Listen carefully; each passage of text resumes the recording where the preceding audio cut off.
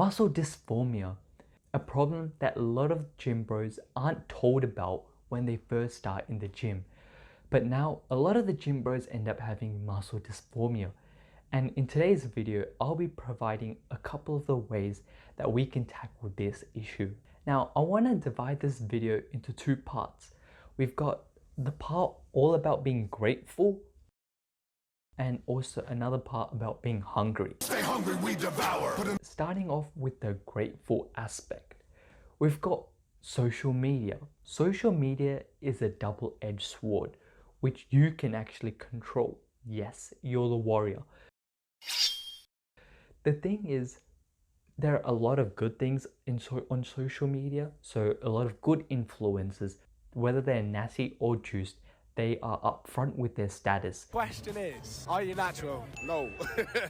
Or they explain like if they are not natty and they are on roids, what they have done and how it's not possible to achieve their physique, which builds more trust for us viewers to understand that we may not be able to 100% reciprocate their own physique, or we might never be able to achieve what they have, but we might be able to do something quite close to what they're able to do. So for people who are natty, they help other natty people, which is majority of the gym bro, to strive to a physique like theirs. But there is also a larger portion of people who aren't as great, who use fake weights or are completely on roids and deny it, like Boom, all of a sudden he's made 5 years worth of progress in 8.5 months. And say they're still natty. Not only is that, but they also have great genetics, which you cannot control. So they got lucky with the genetic card and then they just splashed on some roids and whatnot. And they end up developing this crazy ass physique, which is completely symmetrical, have the best muscle bellies. And for those who don't know what muscle bellies is, it's basically a muscle and like just a belly. in this image you can see, you've got a short bicep muscle belly and a long bicep muscle belly. The shorter one is able to generate a larger peak, which in this case looks much better on a bodybuilding show or if you're flexing for an Instagram pic. So with all of that combined, the fact that they have great genetics, they are on roids, which is a large thing, and they can spend a lot of the time in the gym and other things such as recovery and dieting. They are able to achieve a physique which majority, if not 99.999 keep going forever infinity % of people won't be able to achieve. And the thing is, they're all over social media, and their prevalence over social media leaves us gym bros to compare ourselves with them and feel disappointed most of the time. We completely forget the progress that we have made ourselves and end up looking at the gap we are yet to achieve, or what we are yet to become, instead of what we have. We look at the glass half empty instead of half full.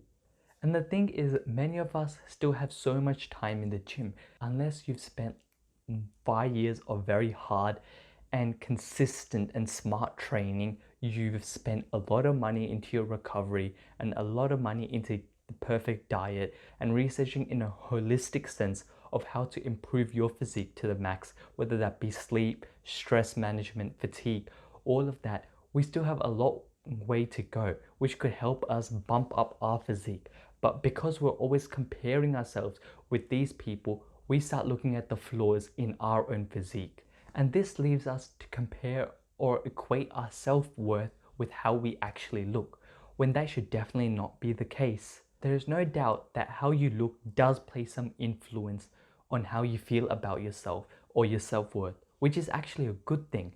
Now, if you do think about it, when you have a pump in the gym, or you're consistently progressive overloading, or someone in the gym says to you, "You look huge, bro," all those things are great signs of you making progress. And you should take each situation, whether you feel like you have a huge pump this day, like you just hit chest and your chests are about to erupt because they're that big, or you being able to progress in the gym, progressive overload. All those tiny things you should be grateful for. And not only that, but also reflect on it, because that is objective evidence that you're making changes or your body's improving, your physique's improving, and it's becoming evident not only to you but to others as well. This way, you start focusing on the tiny marginal gains that you're making, and over time, they build up in huge amounts. But don't be too content or grateful, because there's always a balancing act where you need to be grateful and content about the progress you have made and focus on yourself and not others. You also need to remain hungry, and which isn't an issue for most gym bros. They're always wanting to get bigger. Now, there's a clear distinction between having a drive to progress further in the gym and muscle dysmorphia. I'll be linking in the description below a test on body dysmorphia and how to find out whether you really have it.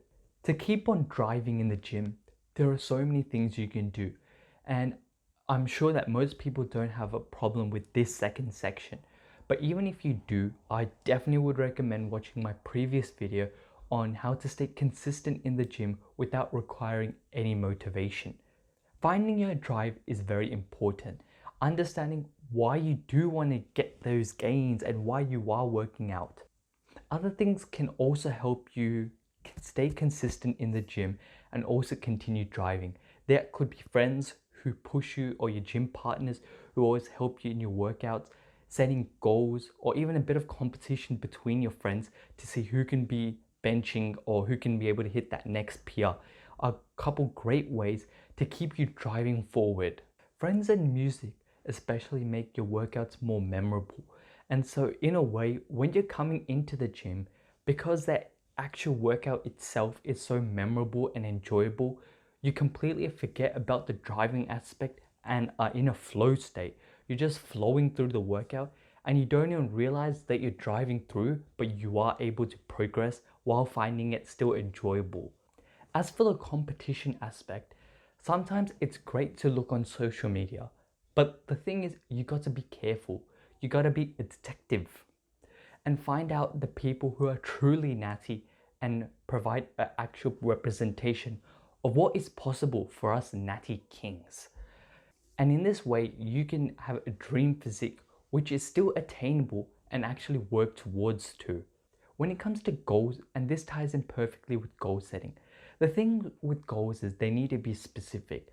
So if you do want to get huger pecs, or maybe you want to improve your chest strength, like how much your pecs can actually push on the bench press, for example, you wouldn't just say, I want my chest to get stronger.